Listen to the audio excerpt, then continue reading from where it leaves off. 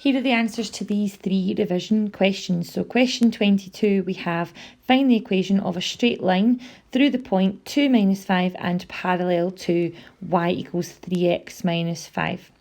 So any equation of a straight line, we need the gradient and we need a point on the line.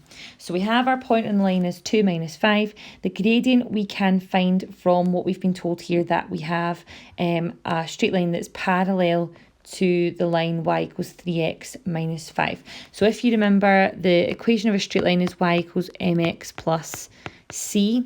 So if we compare that to this equation, y equals 3x minus 5, we know that our gradient is equal to 3. So we can go ahead and use our straight line equation, which is y minus b equals m bracket x minus a. So our point 2 minus 5 would be a and b. So we would have y minus 5 equals 3 bracket x minus 2. We're now going to go ahead and take the brackets out and tidy this up. So we've got y plus 5 equals 3x minus 6.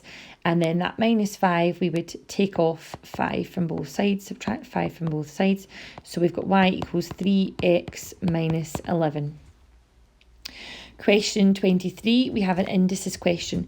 So we have simplify x to the power of a half bracket x to the power of quarter plus 3. So we're multiplying the bracket out. So x to the power of a half times x to the power of a quarter. Now when we multiply, we're adding the powers together. So if you are not so confident with adding your powers, mentally go to the side of your page and do a calculation. So 1/2 plus 1/4. Well, that's quite a basic fraction. So rather than doing a smile and a kiss, you could just change your 1/2 into 2/4. So 2/4 plus 1/4, that's going to be 3/4 altogether. So our first term will be x to the power of 3/4. And then your second term is quite a simple one. It's x to the power of a half times 3. So 3x to the power of a half. Question 25, we have sketch the graph of y equals 4 cos 2x. So the 4 is your amplitude, that tells you the maximum and minimum points of your graph.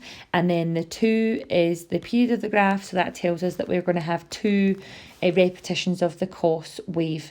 So you would need to draw out your grid first of all, and you would have 4 and minus 4 as your maximum and minimum points. And then we're going to have 2 repetitions here. So we would split the graph into 2 halves. So we'd have 180 and at the end we'll have 360. And then you would go ahead and draw the shape of your graph. So your cos graph comes down, round and back up. You'll have to forgive the wobbly lines here, drawing on the iPad. And then you would do the same shape again, finishing back at the top for 360.